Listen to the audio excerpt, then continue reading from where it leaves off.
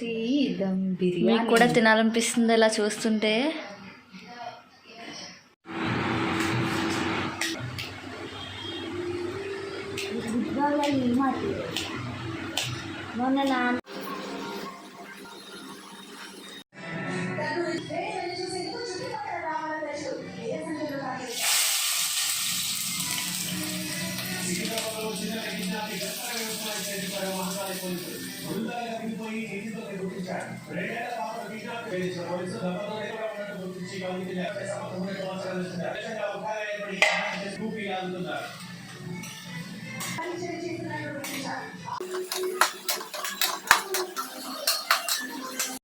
అల్లం వెల్లుల్లి పేస్ట్ చేసేసుకోవాలి. ఈరోజైతే దమ్ బిర్యానీ ప్రిపేర్ చేస్తున్నాము. అన్నీ రెడీ చేసుకున్నాను. ఉల్లిపాయలు అయితే వేయించాడు సాయి, చూసారు కదా. మాంస కట్ చేసింది సాయి వేయించాడు. ఇక్కడ ఇవన్నీ పెట్టేసుకున్నాను. ఏమేంటనేది ఇప్పుడు చూపిస్తాను రండి. చికెన్ అయితే 1 kg అనమాట. లెగ్ పీస్ ఉన్నాయి ఇందులో. 1 kg చికెన్ పెద్ద సైజు ముక్కల కింద కట్ చేసుకోవాలి.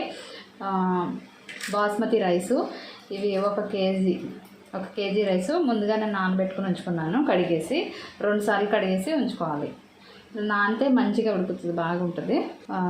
కొత్తిమీర, పుదీనా, 1 నిమ్మ చెక్క కట్ చేసుకున్నది. ఇక్కడ వచ్చేసి పెరుగు 1 కప్పు, అల్లం వెల్లుల్లి పేస్ట్ ప్రిపేర్ చేసుకున్నాను.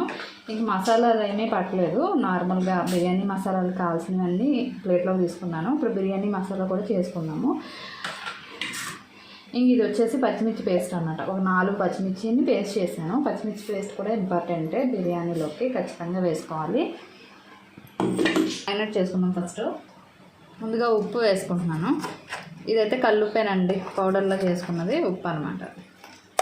కారం 2 స్పూన్లు, కొద్దిగా పసుపు, 2 స్పూన్ల వరకు అల్లం వెల్లుల్లి పేస్ట్, కొత్తిమీర, పుదీనా ఆకులు, నిమ్మరసం,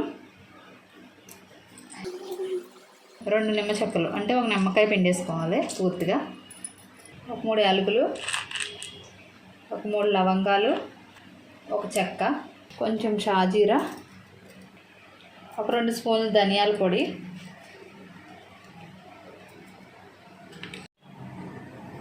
1 కప్పు పెరుగు, 1 అరకప్పు పాలు, 1 స్పూన్ నెయ్యి, 2 స్పూన్ల వరకు వేసాను. తీసుకున్న బ్రౌన్ ఆనియన్స్ పైనవి ఒక దాంట్లోకి తీసేసుకుందాము. ఇలా ఆయిల్ అయితే అడుగున ఉంటుంది కదా, అంటే తర్వాత వేయడానికి ఇవి కింద సైడ్ ఆయిల్ ఉంటుంది కాబట్టి ఆయిల్తో సహా ఇందులో వేసుకోవాలి. ఇవి మాత్రం పక్కన పెట్టుకున్నాను. ఆయిల్ ఏం వేస్ట్ చేయకూడదు. ఇది మంచి ఫ్లేవర్తో చాలా బాగుంటుంది అనమాట, ఉల్లిపాయ ఫ్లేవరు. ఈ ఆయిల్తో పాటే వేసేయాలి. దీంట్లో చాలా ఆయిల్ ఉంటుందండి. ఇదిగో ఈ ఆయిల్తో పాటే వేసేయాలి.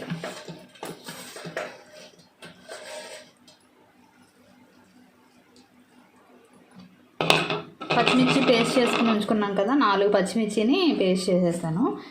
ఇదిగోండి, ఇది కూడా వేసేసుకోవాలి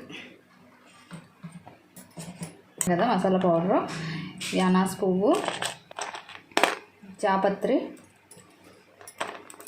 కొన్ని మళ్ళీ రైస్లో కూడా వేసుకోవాలి. ఆ ఫ్లేవర్ రైస్లోకి దిగుద్ది కదా. కొంచెం మాత్రమే ఇందులో వేస్తున్నాను. కొంచెం షాజీరా, యాలక్కాయలు ఇవి వేసుకుంటే చాలండి. 5 వేసుకున్నాను యాలక్కాయలు.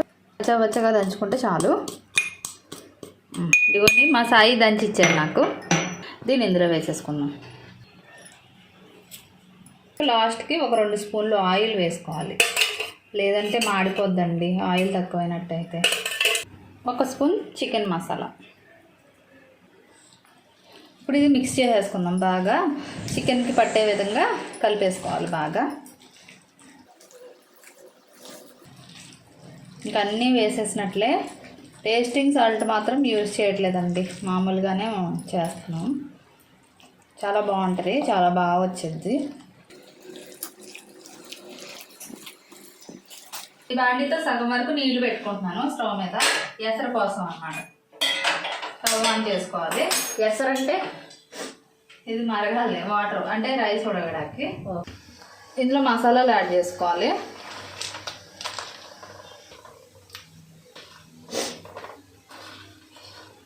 షాజీరా,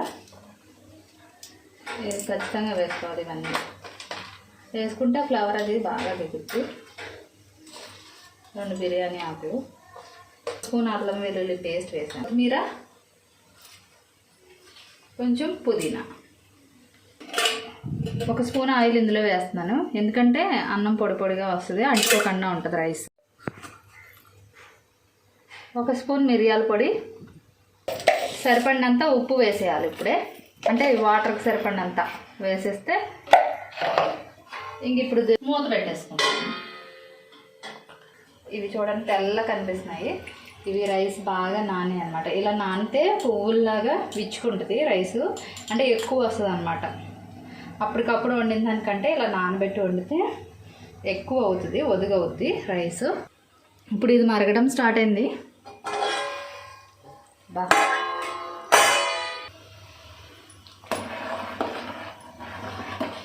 వాటర్లోకి ఇది అంతా దిగుతుంది. ఇప్పుడు ఒక 5 నిమిషాలు అలా మరిగించుకోవాలి. ఇప్పటికే కలర్ చాలా మారిపోయింది. ఈ మసాలాల్లోని ఫ్లేవర్ కూడా దిగుద్ది.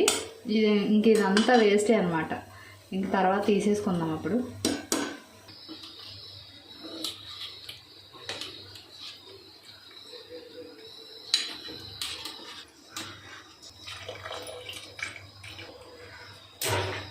ఇంక ఇందులో ఒక నిమ్మ చెక్క పెట్టుకోవాలి. ఇంక ఇందులో రైస్ వేసేస్తాం.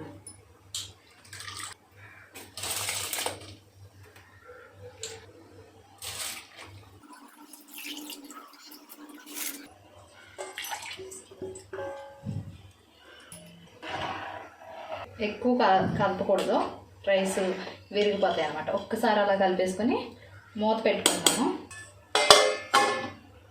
ఇది ఒక 80% వరకు ఉడకాలి. ఎందుకంటే ఇది తక్కువ రైస్ కాబట్టి, తక్కువ క్వాంటిటీ కాబట్టి 80% వరకు ఉడికితే సరిపోద్ది అనమాట. ఒక 20% ఓన్లీ చికెన్ అంటే దమ్లో ఉడుకుతుంది. ఎక్కువ క్వాంటిటీ ఉన్నప్పుడు ఒక 2 కేజీలు 3 కేజీలు ఎక్స్ట్రా ఉన్నప్పుడు మాత్రం ఒక 60% ఉడికితే సరిపోద్ది. ఇప్పుడైతే మనం 80% వరకు ఉడికించేసుకుందాం. ఉడకడం అయితే స్టార్ట్ అయింది. ఇది ఇంకా కుక్ అవ్వాలి. ఇదిగోండి అన్నం అయితే ఉడికిపోయింది. ఇంకా మూత పెట్టేస్తున్నాను. ఇప్పుడు ఇది వార్చుకోవాలి. గిన్నెలోకి వార్చుతున్నాను. అన్నం వార్చినట్టే వార్చుకోవాలి.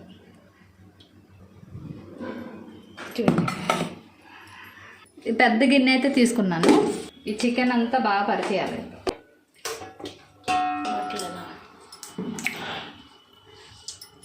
చికెన్ అంతా సమానంగా ఉండే విధంగా పెట్టుకోవాలి.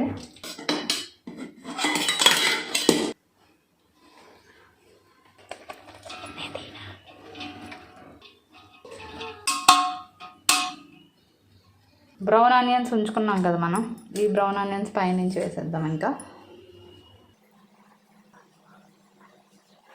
కొంచెం కొత్తిమీర, 2 స్పూన్లు నెయ్యి వేసుకోవాలి.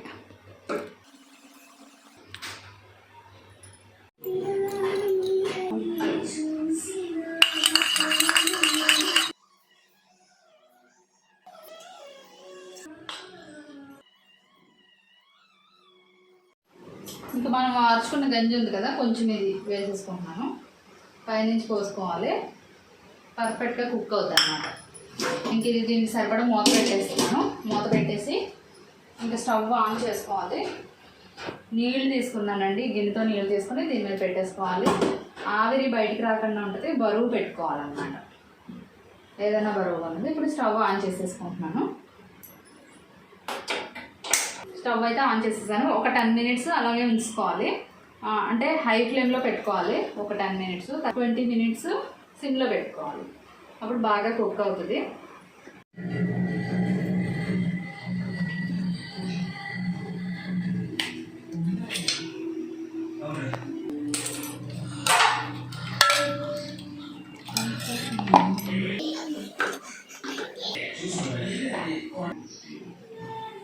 ఇంకా 40 మినిట్స్ అయింది, తీసేసుకుంటున్నాను. స్టవ్ ఆఫ్ చేస్తాను. కొంచెం ఒక 10 నిమిషాలు అలా వదిలేసేయాలి. అప్పుడు మమ్మీ అవుతుంది. అయిపోయింది ఇంకా. వావ్, చూడండి రెడీ అయిపోయింది. రైస్ పక్కకు తీసుకున్నాను. చికెన్ కూడా కుక్ అయిపోయింది. నాకైతే ఆకలి వేస్తుంది ఫుల్గా. వేస్తుంది.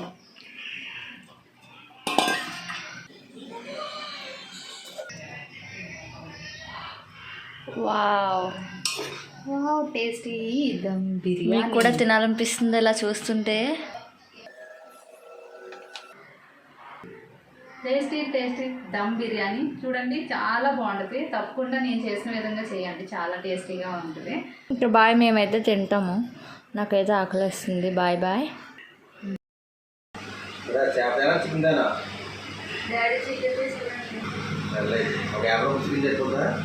యాభై 10 రూపాయలు చికెన్ తింటే లేకపోతే సరిపోద్ది కదా.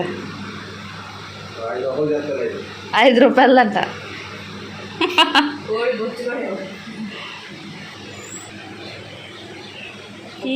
గ్రామ్ తర్వాత కాదు, రేపెట్టు. తర్వాత అయ్యయ్యో అనుకున్నదొక్కటి ఉంచుకోవాలి. ఒక 10 మినిట్స్. సారీ ముట్టుకోకూడదు అంటూ ముట్టుకుంటున్నారు చూడండి. ఏంటి ఉడకాలి కదా మరి. చికెన్ పచ్చి చికెన్, వెండిపోయిన చికెన్ కదా పెట్టి ఎంతో మమ్మీ భయపడతారు ఇల్లు. ఓ ఆవిడ వచ్చేస్తుంది.